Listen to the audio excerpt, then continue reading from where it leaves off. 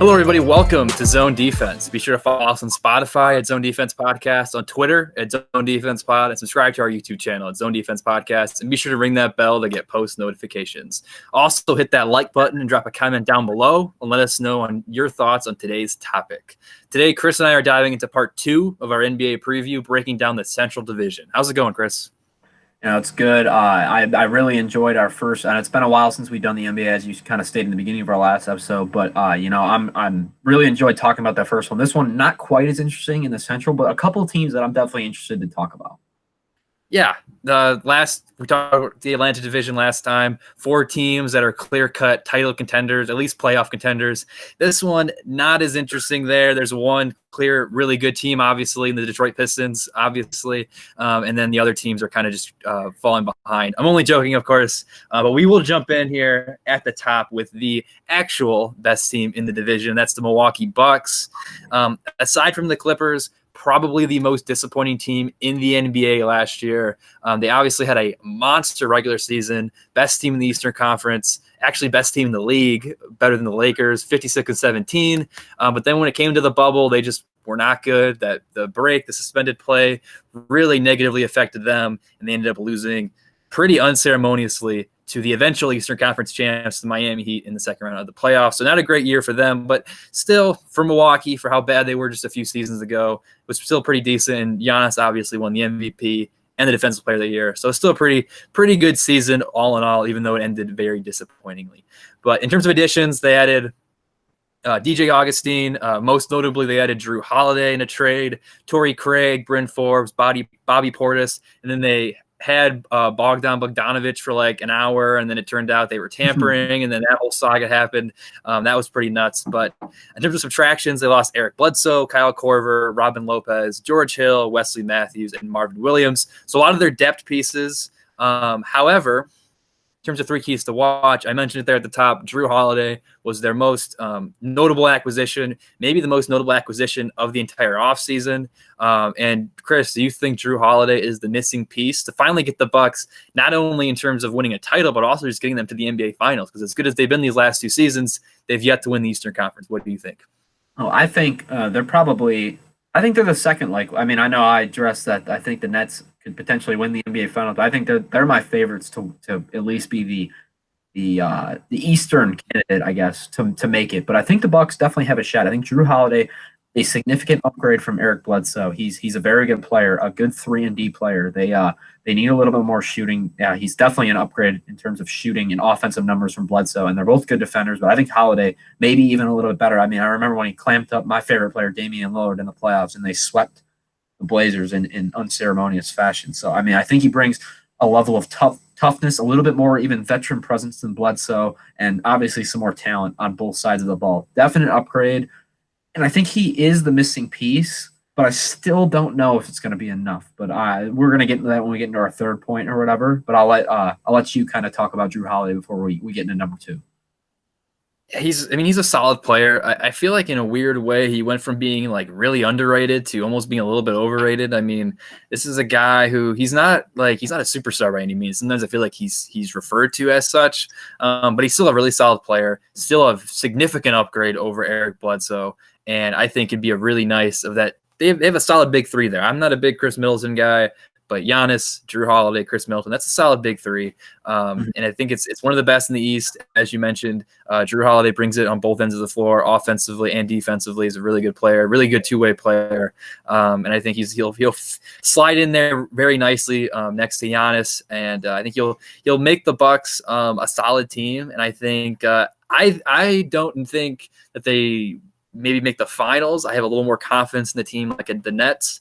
However, I think they are going to be the number 1 seed in the regular season because I think they're motivated. They're ready to prove all the doubters wrong because they've got a lot of flack here in the offseason. But a more concern for me is replacing the rotational depth. They lost a ton of guys, not really noted like big name guys, obviously, but a lot of their depth they lost. And do you think they did enough to replace that? Or I know Mike Budenholzer got a lot of crap for not playing his star guys enough in the playoffs, that he relied too much on their depth. So do you think losing this depth could, in a weird way, be a positive because it gets their star players more playing time, or do you think it's much more of a negative? What do you think, Chris? Well, I know you were addressing their big three. It's more of like a similar, more like the Raptors they were last year, with a little bit, obviously Giannis being a lot better than any player on the Raptors, but it's more of a situation where they have a lot of depth, a lot of good players. I think it is going to be tough for them to replace these guys. I mean, obviously Bledsoe, you replace him with Drew Holiday. It could be some getting used to there, in the new system for Holiday in the shortened offseason as well. And he's going to kind of have to take more of a backseat. When he was on the Pelicans, he was maybe you could even call him the guy for a little while before they got Ingram and Zion. But he's going to be their third option on offense. Going to play good defense, a good playmaker as well. But I really think the losses of guys like Kyle Korver providing 3-point shooting, George Hill, which I actually thought was an unsung hero for this team. I thought he was a nice off the bench, played well, shot very efficiently on the team, and then Wesley Matthews provides the 3 and D as well. I think those players are going to be tough to replace. They did add Bobby Portis, which he can add some 4 or 5 combo depth for them, which they need. Bryn Forbes, a decent shooter as well. Torrey Craig, which is a good defender, and DJ Augustine provides some scoring bursts. These are all guys that could work, but they're also, a lot of them are getting up there in age, especially a guy like Augustine. He may not have anything left in the tank, and it may have just been a case of more like someone has to score the ball than a valuable member of the Magic team. But I think it's going to be tough to replace their depth. I think they got a little bit worse with their depth. They obviously upgraded the starting lineup a little bit with Drew Holiday, but it's all up to number 3, man, for me. Giannis getting a little bit better. Can they win it all around him? I know it's Giannis, obviously one of the best players in the league, wins the regular season MVP, and I want to emphasize regular season for a reason. He has not really shown up in the playoffs as much, and teams defend him very differently. Playoff basketball, obviously just a different animal. He's not as effective, and he clearly showed it throughout the playoffs. And so what do you think about Giannis and this team as a whole? I'll go ahead and lump 2 and 3 together for you. Well, in terms of the replacing rotational debt, I think they're not going to be too far. They're not going to lose. They didn't lose too much. I mean, I look at their additions. Holiday's a clear upgrade from Bledsoe. Augustine's a little bit of a downgrade from Hill. And then I think Forbes, Portis, and Craig are definitely better than Korver, Matthews, and Lopez. So really you just have to replace Marvin Williams, and who cares? So I think they're decent. And in terms of can they win it all around Giannis, I mean, he has to take the next step, and he has to become more of a reliable outside shooter, I think, especially in the playoffs. That's why I said I think this team's going to be really good in the regular season. They're motivated. They're ready to go. But it's really going to come down to, will they get enough coaching? Because Budenholzer seemed to kind of choke up there and really did not coach well in the bubble, in the playoffs. Just some of his rotation, some of his decisions, just really confusing. And then Giannis, can he take that next step and go after guys when they're coming after him full throttle in the playoffs? And so far in 2 postseasons, I know we made the playoffs before that, but in 2 actual postseason runs, he's proven he can't do that. So at the end of the day, I think that he could do it, but it's got to be this year. I mean, if he doesn't do it this year, then there starts to be some doubt creeping in. Then he becomes a guy like a Chris Paul or a James Harden who you can never get it done in the playoffs. So in terms of legacy, and if he doesn't want to have that stigma, because right now people are only kind of talking about it, but if he does not perform well again in the playoffs this year, then he'll really have that stigma, and that'll be bad. But I still have some faith headed into this season that they can reach the finals and maybe compete with the Lakers. I don't know. Yeah, I mean, they got a chance for sure. I mean, Giannis, obviously one of the best players in the league. I do consider him to be, by other people's standards, a little bit overrated. I don't think he's the most valuable player in the league. I don't think he deserved it. I think LeBron deserved it this year and probably will deserve it again this year, most likely. But obviously he's up there, a top 5 player in the league. You have guys like Kevin Durant entering the conference and Kyrie coming off the injury. So basically just one team there I'm talking about. But them, especially the Nets, I think are going to be the team they're going to have to knock off. I know they haven't really even played a game with this roster yet, but I really think they're the favorites, obviously. And the Bucks have some new rotational pieces to develop. So I think they have their potential issues and risk there as well. But yeah, they're going to be an obvious top 3 seed as long as Giannis doesn't get injured. But I really don't think guys like Chris Middleton, Drew Holiday, put them over the Nets for me, but it's possible. But Giannis definitely has to improve, and he probably will even get better this year. But it's got to be improvement in the playoffs. I don't really care what he does in the regular season. It all is up to what he does in the playoffs. So basically, the whole regular season for this team is just just kind of like a participation trophy, and then the actual season really get in the playoffs.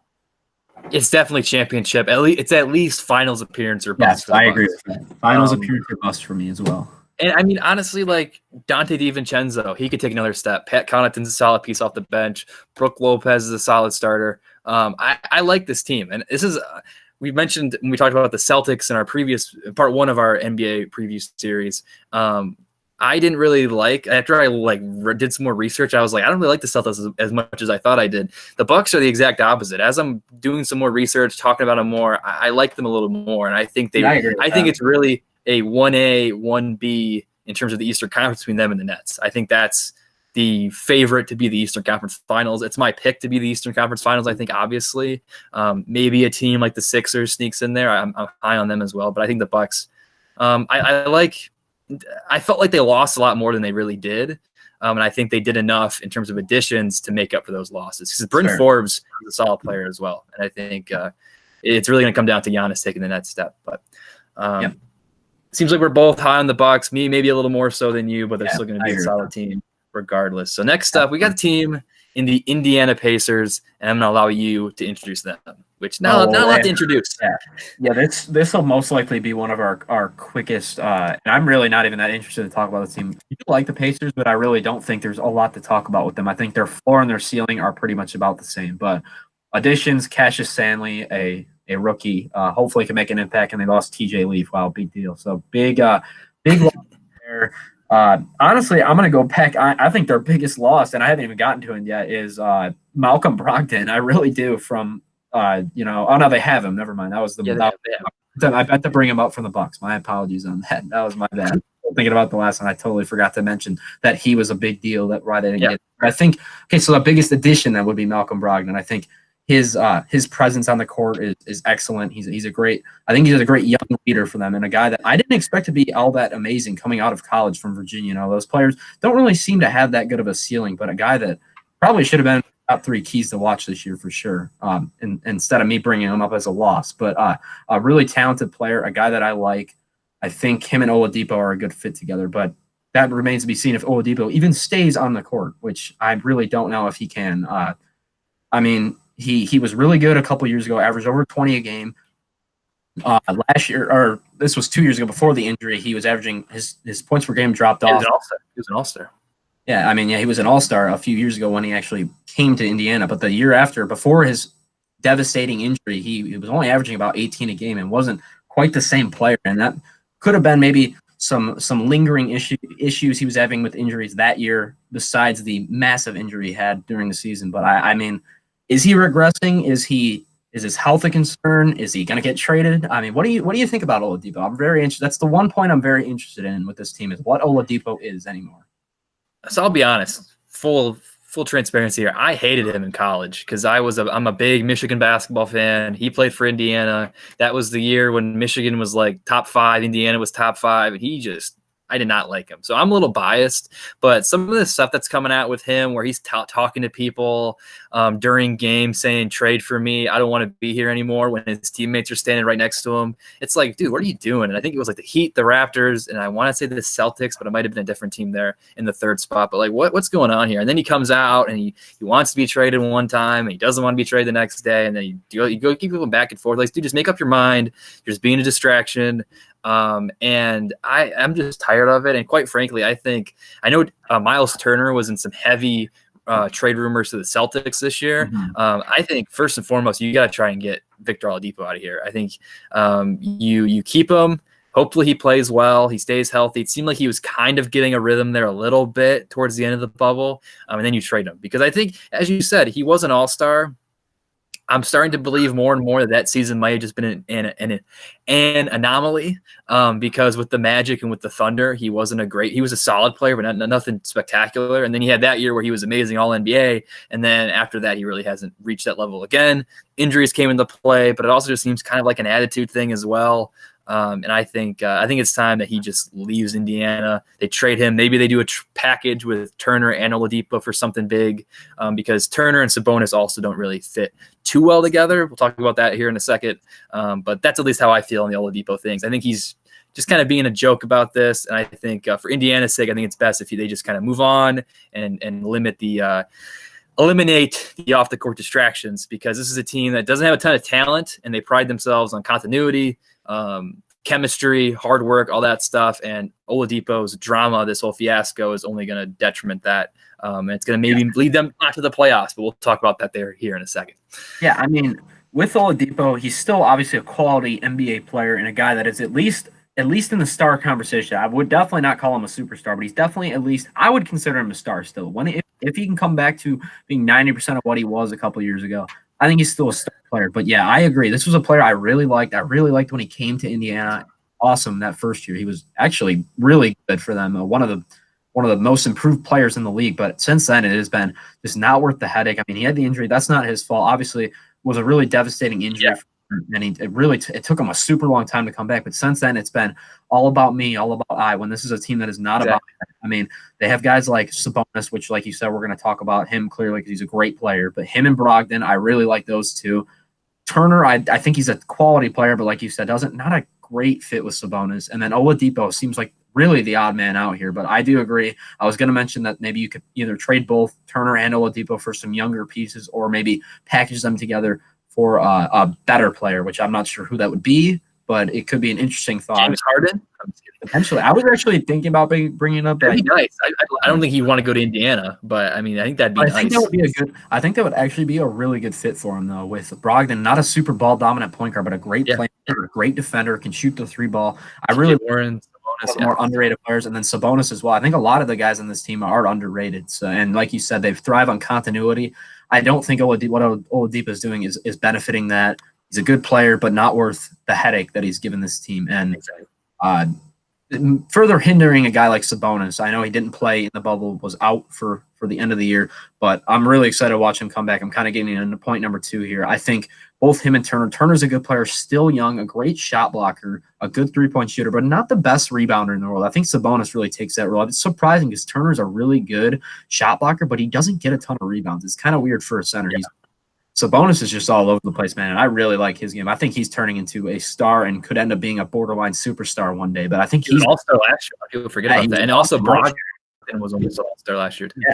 Yeah, I mean, I think they have a good core of Brogdon and Sabonis and whatever they decide to do with. If Oladipo quiets down, he's still a quality 3-and-D player, and then Turner, if they can figure out how him and Sabonis really mesh together because they're both quality big men, it could be a good team. I don't know. I'll get your opinion on number 2. We're kind of just talking about their team as a whole because it's not a super interesting team to talk about. But let's hear your thoughts on Sabonis at least. Sabonis is really, really good. I mean, he's got a nice shot. He's a decent rebounder. Obviously, was an all-star last year, really developed, and he was even good the years leading up to that as well. I mean, I think injuries are a little bit of a concern. As you mentioned there, he missed the bubble, but I think he's a really nice player, and he's very emblematic of their team, is that they're just a solid team, and he's just a solid player. I mean, he's an all-star, obviously, but he's not a superstar by any means. And I think you could say the same thing about their team as a whole, and Brogdon, Warren.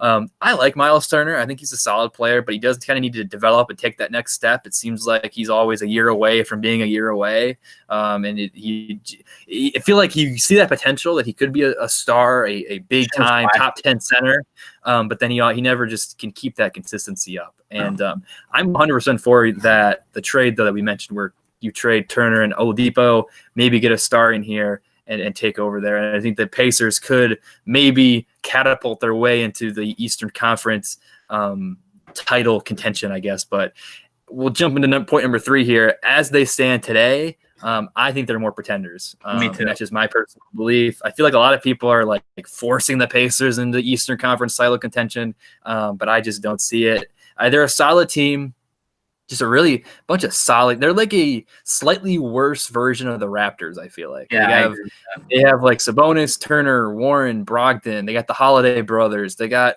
T.J. McConnell, Doug McDermott. They have solid guys. It's just that none of them are like superstars. We're like the Raptors are a bunch of number 2 and number 3 guys. Outside of Sabonis and maybe Brogdon, the Pacers are a bunch of number 3, number 4 guys, and they don't have a ton of bad players. They're just a solid team. I think their ceiling is maybe. I mean, they seem like they always overachieve year in, year out. Last year they were the 5 seed. No one thought that, or I think it might have been the 4 seed actually. No one thought that was going to happen. I think that's their ceiling again this year, which is disappointing because you kind of want them to take another step, but. I do see a world where they miss the playoffs, especially when you look at the Hawks, the Hornets, the Wizards, all these teams that got better, and the Pacers really just stayed neutral. It's a little concerning there, I guess. But, yeah, it's not a super interesting team, and I think their ceiling is a 4 or 5 seed, maybe a first-round series win, but even that I think is highly unlikely. I think they provide a good challenge for one of the top seeds in the league, too.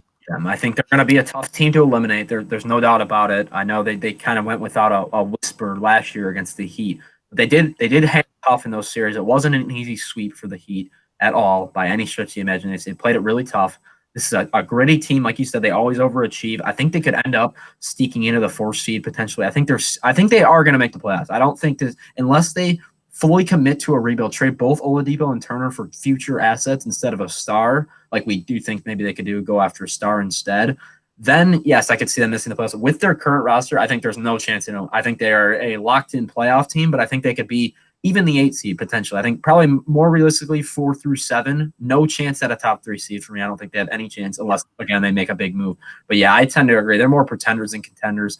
They'll put up a tough fight in round 1, but I don't even really see them with much of a ceiling to get past the first round. I think it's going to be a first-round exit for the Indiana Pacers, a very quiet offseason for them. But I'm ready to move on if you are. As am I. So we'll jump into the next team here, the Chicago Bulls, who got a ton of publicity in the offseason for their teams in the 90s because of The Last Dance, which just kind of is emblematic, I guess, of how brutal the current Bulls teams have been. But this team, there's some optimism there, right? There's some optimism. They didn't have a great season last year, 22-43, 11th best team in the Eastern Conference. Not great, obviously, but they got Jim Boylan out of there. Not a great coach, probably the worst coach in the NBA. They brought in Billy Donovan, who I think is a very underrated, very solid coach, almost won Coach of the Year last year with the Thunder. They have a lot of solid young pieces, I think. They added some more of them here in the offseason. They got Patrick Williams, Devin Dotson, and they got Garrett Temple, who's more of a veteran guy. And they only lost Chris Dunn, who is a very, very good defensive player, but is a complete zero on the offensive side of the ball. So he's kind of a tough loss, but they have a solid team. In all honesty, I like this team. Are they going to make the playoffs? Probably not, but they have a lot of interesting pieces here. But you mentioned it there. Number one key to watch is, can anyone play defense? I think they can score the heck out of the ball, but can they play defense? What do you think, Chris? Yeah, no. But Patrick Williams is going to – we'll talk about him later. He's a very good defensive player. Florida State, I mean, they just breed defensive studs. He's going to be one of them. I think Patrick Williams, raw prospect, but definitely has the upside of being an elite defender in this league. But other than that, man, I mean, Kobe White is non-existent defensively. Zach LaVine is the worst defensive star or whatever you want to call him. Lauri Markkanen doesn't play defense either. It really just – team is going to be good defensively. They're going to score. Like you said, they're going to score the ball. They're going to have plenty of guys that can fill it up from deep. They really didn't lose much at all in terms of scoring or anything. I mean, Chris Dunn isn't a big loss or anything. They basically just made additions to the team that could potentially work out. But I think it's going to be a really big time struggle on defense for this team. We'll have to see, but that's kind of what I think. I agree. I mean, I don't think they're going to play a lot of defense. I think Wendell Carter could if he can stay healthy. He's a good defender. Stay healthy. I mean, injuries have definitely been a big concern with him. But if he can stay healthy, Otto Porter Jr. too. Same thing with him. If he can stay healthy, they can be a solid defensive team, I think. Yeah, but he's also. I mean, if he stays healthy, he can give them something on the defensive end that not a lot of other guys give them. And I think Billy Donovan's a really good coach. By all accounts, Jim Boylan just sucked as a coach. Sorry if he's listening to this podcast. And all the players hated him. And I think Billy Donovan. I mean, I remember I had a coach in my playing days back in the day who said that like 75 to 80% of defense is just playing hard and hustling. And I think Billy Donovan will get his team playing hard, even if they don't have a ton of guys who are great defenders. As you mentioned, Zach LaVine's not a good defender, obviously. Kobe White, Lauri Markkanen, not great defenders. I think they'll actually be working hard. And that, like I said, that's a lot of defense. And I think they'll be good enough to do that. But I mentioned him there a second ago, Lauri Markkanen.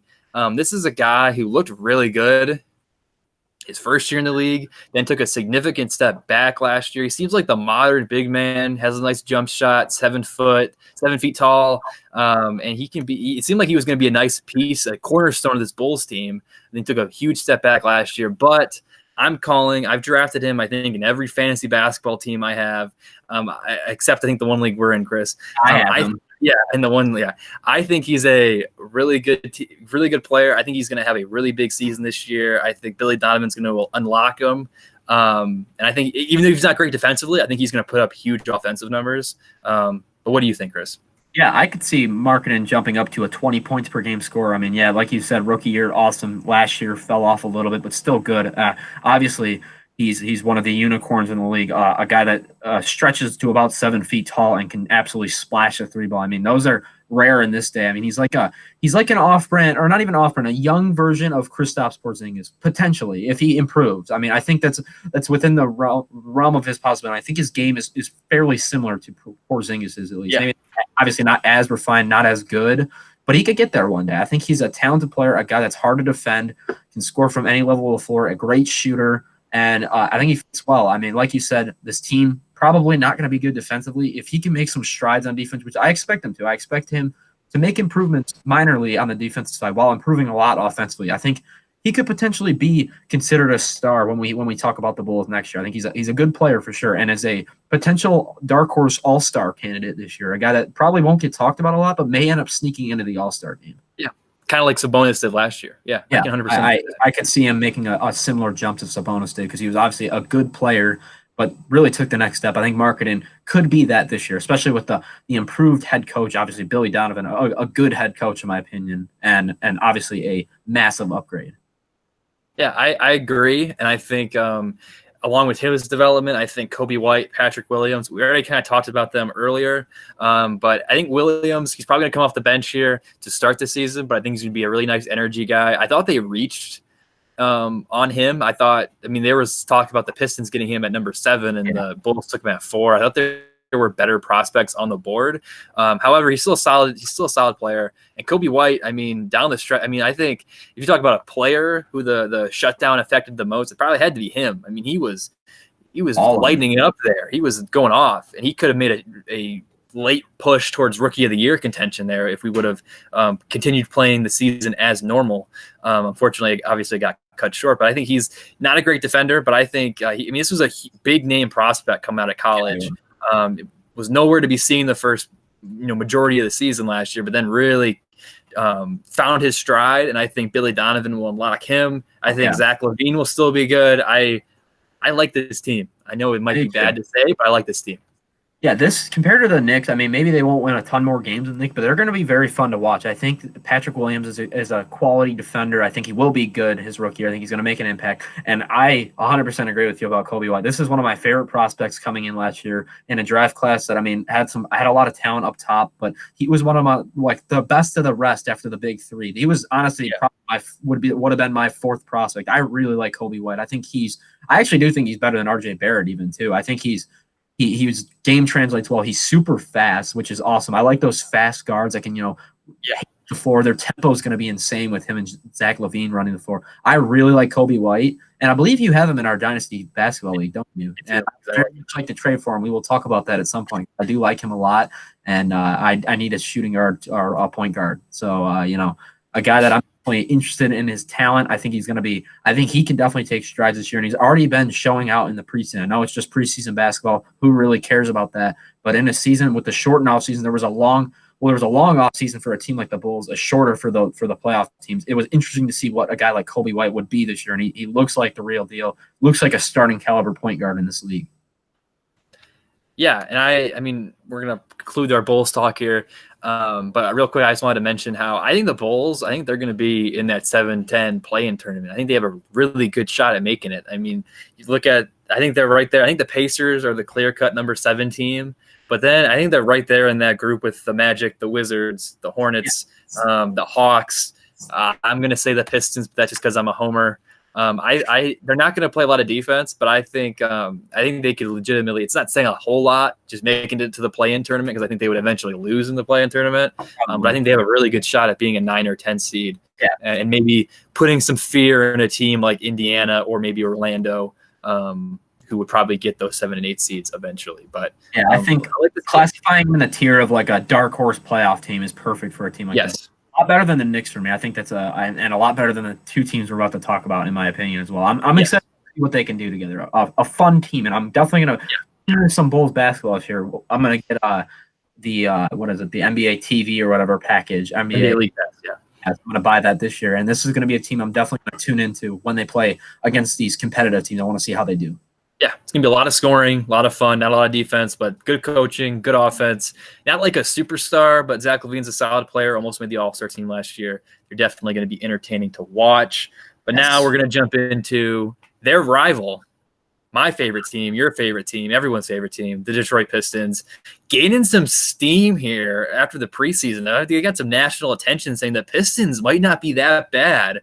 But Chris, why don't you break down their moves and then the 3 keys to watch? I mean, yeah, for the Pistons, not being that bad this year is pretty exciting. They did make a lot of moves this year, a ton of turnover this year.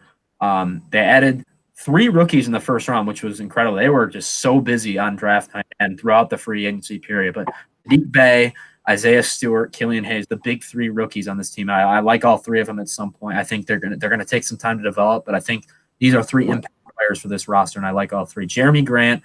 Maybe a little bit of an overpay there, but a quality, decent player, a guy that can be in the starting rotation, needs to fill in for some of these subtractions we'll get into. And then guys like Jahlil Okafor and Mason Plumlee. Okafor, more of a reclamation project, and we didn't have him on there. Josh Jackson, another guy that has gained a little bit of steam throughout the preseason as a guy that's looked better than anticipated. You know, I mean, me and Drew obviously are going to talk about the Pistons more than some of these other crappy teams because we know more about them, but it really is. This is an interesting offseason for pretty much anyone, even non-fans. They did lose guys like Luke Kennard and Christian Wood. Christian Wood, obviously, the big loss was when Blake. He's looked really good for Houston. Yeah, he has. And I think we probably should have paid him rather than paying Mason Plumlee almost $10 million.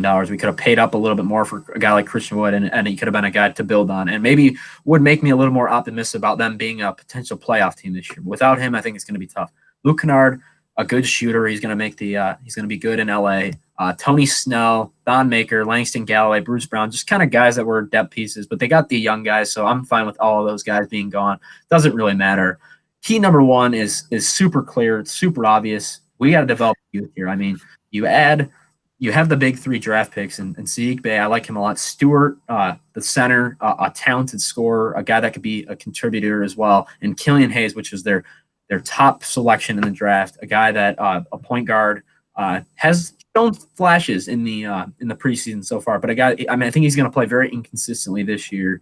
It's going to take some time, as it is for still Sekou, who's still probably 15 years old. I mean, the guy's super young. Killian Hayes comes in, one of the youngest players in the league.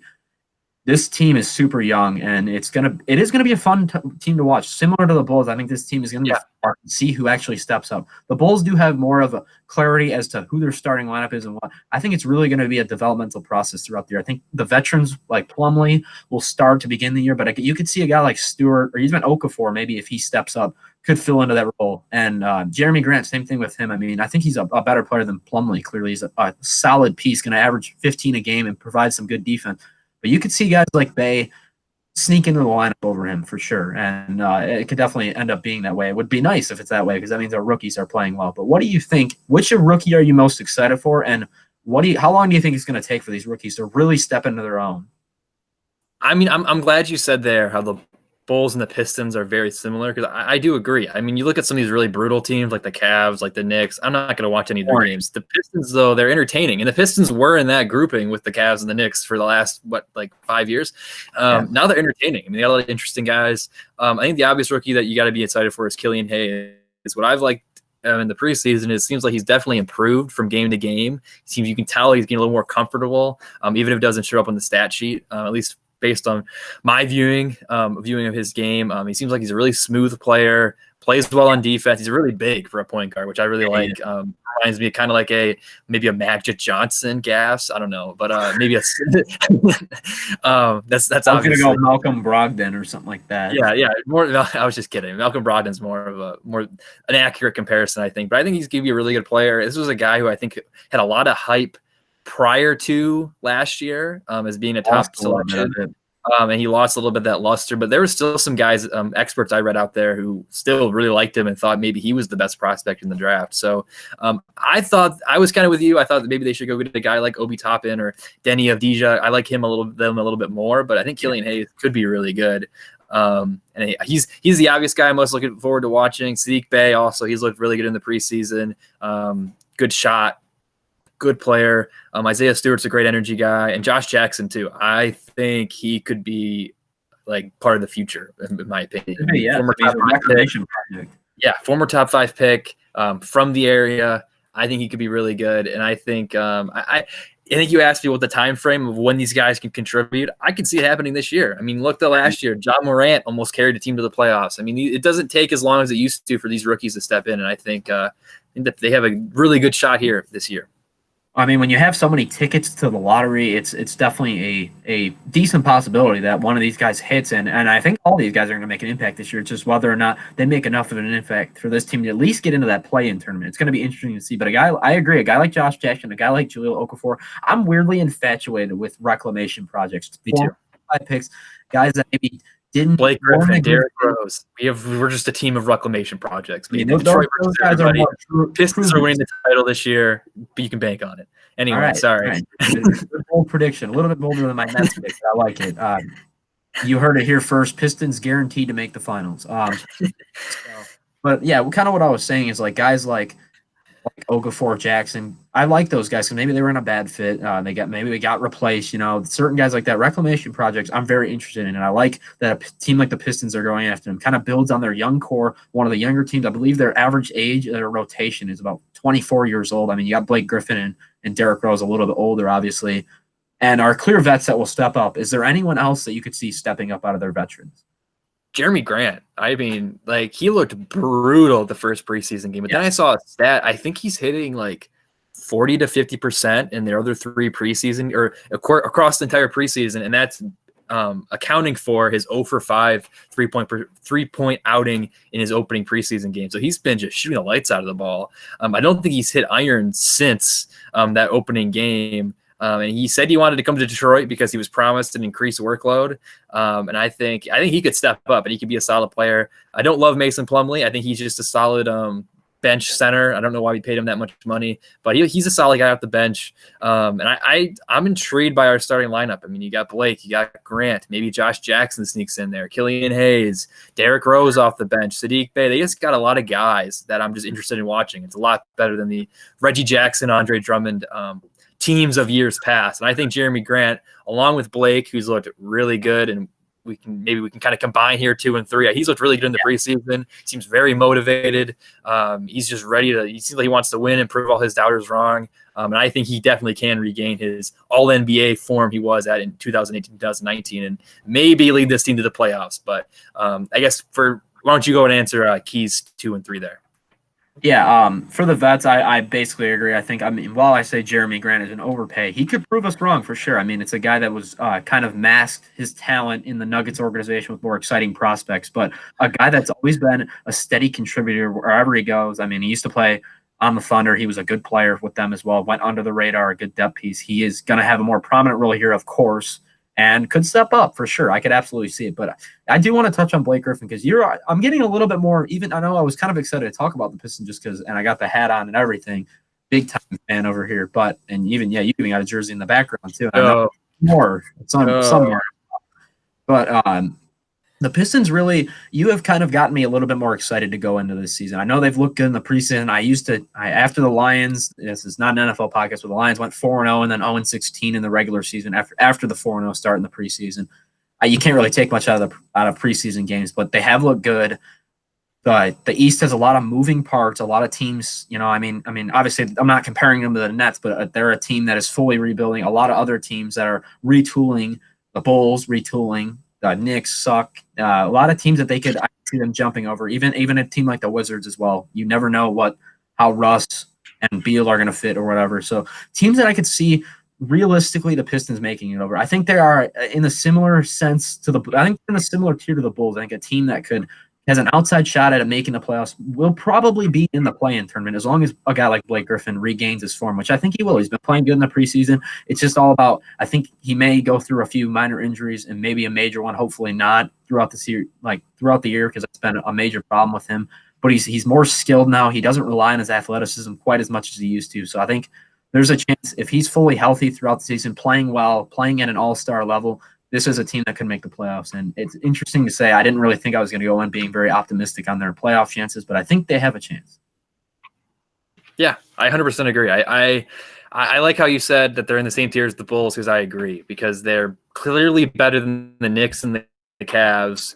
And I would even put the Hornets in the same realm with the Bulls and the Pistons. I think those three teams, I think they're a little behind the Wizards and the Hawks. In my opinion, you think the Hornets? You're all in on the Hornets. We'll talk about that later. I'm all out on the Hornets. We're going to talk about the next episode, but we will. You're all out on the Hornets. Okay, that's interesting. Yeah. Well. Yeah.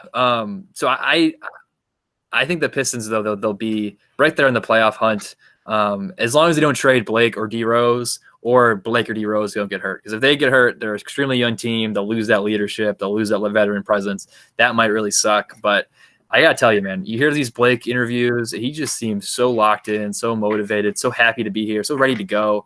And it really, I know for me, makes me appreciate and respect him a lot more. When you look at a guy like James Harden, who's just whining and complaining and going to strip clubs and pouting all the time. Look at a guy like Blake Griffin, really gives me a lot more respect for him. And I hope he stays healthy. I hope he has a monster year. I hope the Pistons have a really good year. I'm being realistic. I think last year I said the Pistons are going to be a 5 seed, and that obviously blew up in my face.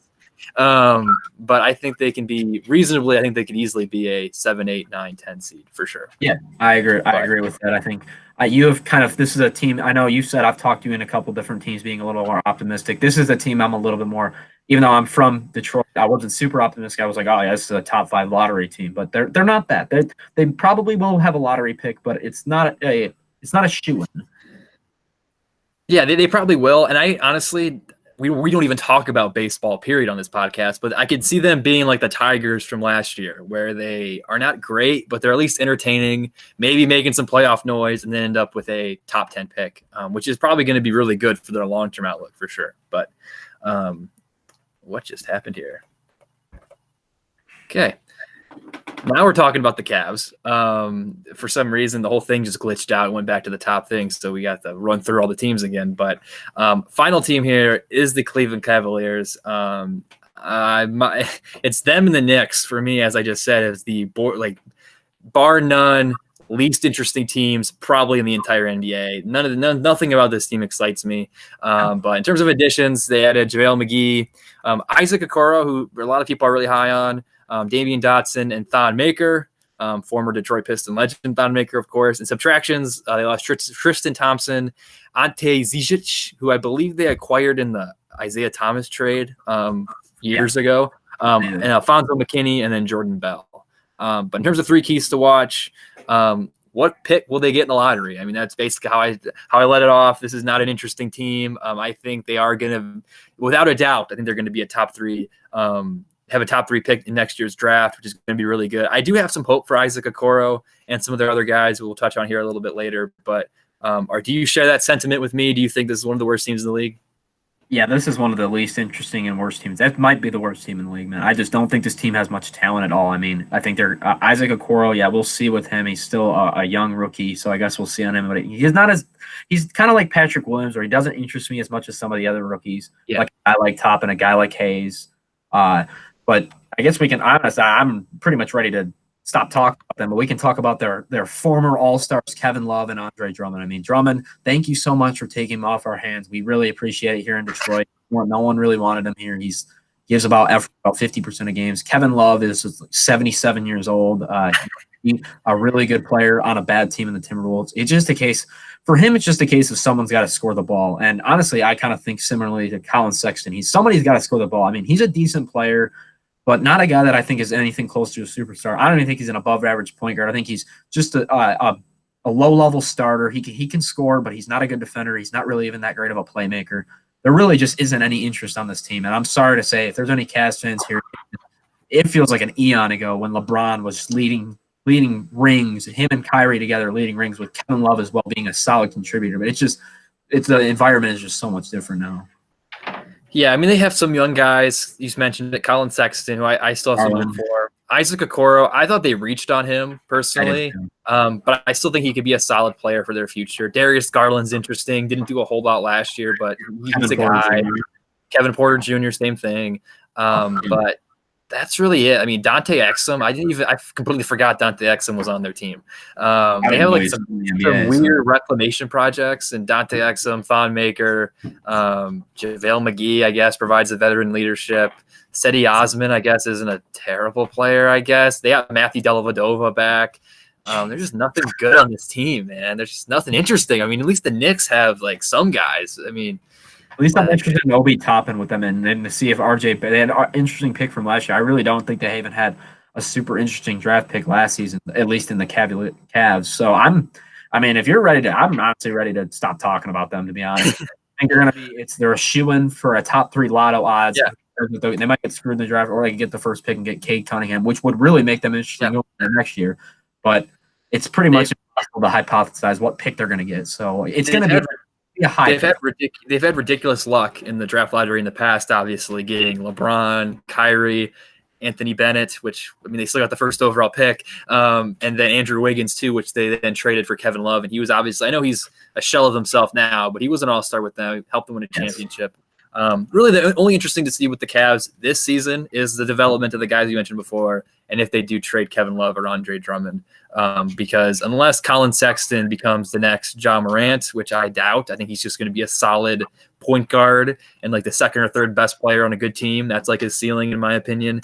There's really going to be nothing interesting to watch with this team. But fortunately for them, as I kind of said with the Knicks in our part 1 episode, this is a year, even with the Pistons, they're going for it. They want to make the playoffs. This is a year where there's very few teams outside of the Cavs, the Knicks, and I forgot to say the Thunder, who are clearly trying to lose, which is really good for the Cavs. Next year's draft's really good. Hopefully they get an impact guy to help this team become a little more interesting, because right now, I'm sorry, but Larry Nance Jr. just does not do it for me. He's not. When he's your starting power forward or he's your starting small forward because they have every big man in the world on their team, it's just not interesting. But, sorry, Cavs fans, we can't talk about your team more, but it's just not an interesting roster. I apologize. Get a better team and we'll talk about you more. That's the rule for sure. I agree. Do you have anything else you want to add about this division before we wrap it up? No, this is just totally opposite of what the East is. Totally uninteresting besides the Pistons and Bucks. And the Bulls are fine too, but totally opposite of that division. I don't think there's going to be that many playoff teams from this or title contenders. So, but we'll see. I mean, you never know. The NBA, it's a surprising world. I mean, we didn't think the Thunder were going to do anything last year. Maybe one of these bad teams that we're talking crap about will end up being better than expected. But yeah, I'm excited to get into the next one though. Still fun to talk about. Yeah, for sure. Who knows? But once again, we're the Zone Defense Podcast. Subscribe to us on YouTube and follow us on Spotify and Twitter at Zone Defense Pod, and search us on Apple Podcasts. Be sure to smash that like button and also check out our various other videos we talked about. We obviously have a bunch of NFL content. As we mentioned, we talked about the Atlantic Division in our Part 1 episode. We broke down the 5 teams in that division. We'll also have another total of 6 parts for our NBA preview, so be sure to check out all of those. And be sure to drop a comment down below as well. Let us know your thoughts on all 5 of these teams, what you liked about our hot takes, what you disliked about our hot takes. Are we just Pistons homers, or do you also think the Pistons might also be a reasonably good team? Be sure to let us know. That's all for this episode. Thank you for listening, and we'll see you next time. Peace.